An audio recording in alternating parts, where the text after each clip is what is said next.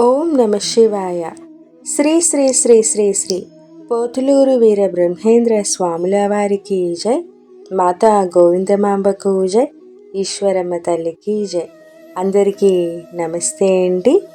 నా పేరు బొండాడ హైమావతి ఫ్రమ్ పాలకొండ. జయజనాయునికి సంబంధించిన కాళికాంబ సప్తశతిలో 29 పద్యాలు, వీటి తాలూకా వివరణ తెలుసుకున్నాం కదా. ఈరోజు 30వ పద్యం, దీని తాలూకా వివరణ కూడా తెలుసుకుందాం.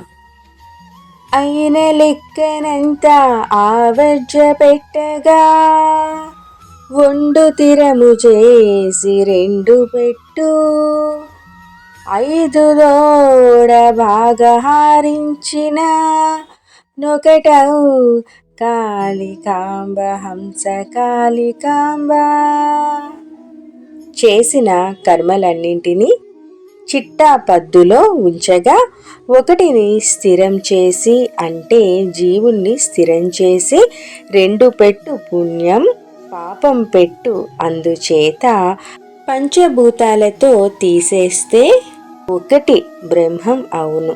పంచభూతాలతో జీవుడు పుణ్యపాపం అనే కర్మ అంతా కలిసిపోతుంది.